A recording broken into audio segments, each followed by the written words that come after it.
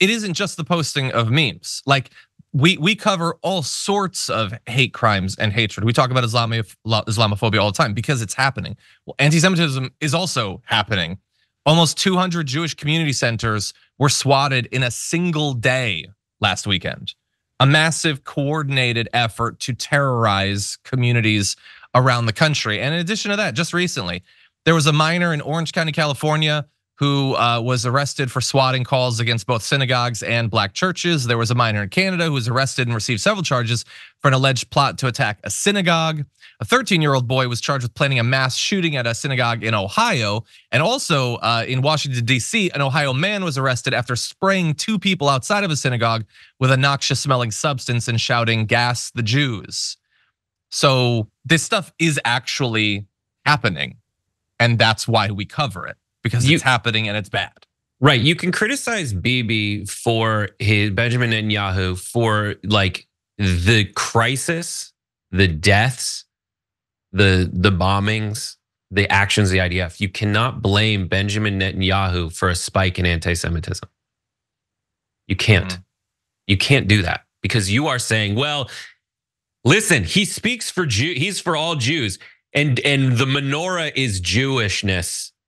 And so because of Bibi, that's why there's a spike in anti-Semitism. So I understand it. Like everybody goes like, oh, so I understand Hamas. A lot of people go, I understand Hamas. But like there's a lot to cover. There's a lot of tropes. There's a lot of people being like Judaism is white supremacy, which is psychotic. There's a lot of people who are, that's just a misrepresentation of everything and like projecting onto a lot of stuff onto something that isn't there. I think people use the word Zionism. So I think most of the discussion of Zionism as a term in American politics and discourse and international discourse is just useless.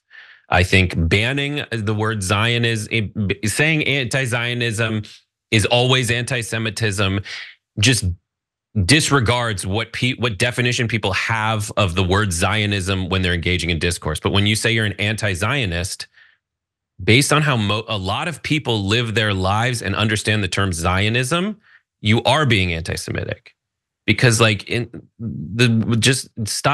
Zionism, people on the left, I will say with very high confidence that a lot of people take the idea of there being a Jewish state and then define the instinct to do that in the worst possible light intentionally so that they can say that being anti-Zionist is a good thing. But for a lot of Jews, not all Jews, but for a lot of Jews, the whole idea was, yeah, I know that the Europeans don't want us in this country. Yeah, I know everywhere we've gone, we've been rounded up and murdered eventually. Yeah, I know people have blamed us for the plague and their financial situation and saying we run the hospitals, so if they get sick and die, it's actually the Jews' fault. And so if someone says that land is your land again, they're like, okay, thank you. Thank you, the UN. Thank you, the people who won the most recent world war. And now, especially, it's like, yeah, this is where Israel is now. Now, that does not, from my definition, include the West Bank. That, by my definition, does not include Gaza. It just includes what the world community said, this is the area. And that is a definition of Zionism, that there should just be an Israel. And when I see people in the same chat go like, yo, Israel is not real, it's so close to being like, get rid of it. And saying that all Jews are hateful people and all Israelis are hateful people and everyone in the IDF is a hateful person, when it's either that or go to prison if you live there, because that's just the nature of the situation. That's the stuff that really annoys me. I think a lot of people who define Zionism in the most negative light and basically say all of the bad stuff equals Zionism and not the like, hey, Jews have been killed in every other homeland on and every other land on that land's terms, now having a situation to be like, well, if we're gonna get killed, it's gonna be on our own terms. Like this is the last thing in 3 years after essentially at the same time as the close of the biggest attempt of annihilation in recent memory of the entire Jewish people on an entire continent. And that's just one part of the diaspora, which includes Africa and other countries in the Middle East, and all over the place with a bunch of different Jews of a bunch of different colors. Ask yourself if you're spending as much time. I think a lot of the same people spend a great amount of time making sure they understand the other side's argument or understand the plight and the tropes that negatively characterize the affected class. Are you spending as much time making sure that your language does not turn into anti-Semitic tropes as you would with any other disadvantaged group throughout history? And if you are, great, fantastic, I appreciate it. Thank you so much. And in terms of spreading the tropes and the memes and all that, like we cannot be surprised that alt-righters are loving this stuff and spreading it. And it's why I constantly point out that it's so weird that Republicans are now like, look at this opposition as anti-Semitic when they're perfectly happy with it, 364 days out of the year. But yeah, everyone else has an obligation to be better and to be consistent with the way that we also care about, dabbling in tropes for literally every other group. And we were talking about microaggressions earlier. Like, people generally have a much better radar for a lot of other stuff. It should be extended here.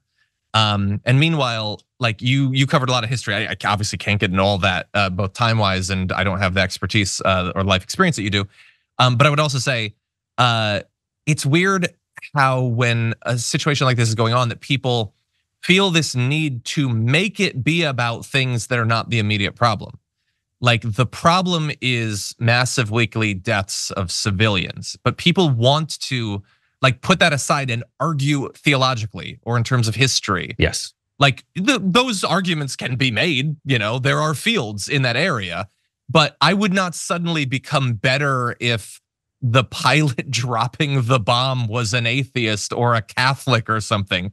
When Saudi Arabia was killing civilians in Yemen, I wasn't like, well, they're not Jewish. So like it seems like it's so irrelevant to me. The end result, the suffering and death is what matters. Right, it's That's going what I off want to focus on and have been. It just always go there. And if you're asking yourself those questions and the answer is no, but I see a lot of people like in the chat, like I see that you're kind of doing it. Like I see that you're doing it. Like, are you sharing memes that are like, there's next thing 6-7. Anyway, so at the end, the Jews occupied this area. Like, no, let's focus on this issue. Let's focus on now or all of it. And if you want to have the discussion of all of it, you'll get exactly where everybody who focuses on all of it always gets, which is like, oh my God, this is the worst situation in the history of forever.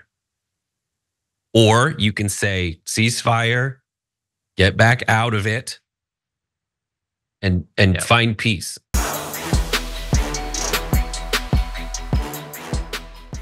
Check out the Damage Report podcast each day, wherever you get your podcasts, whether Pocket Casts or Stitcher or iTunes.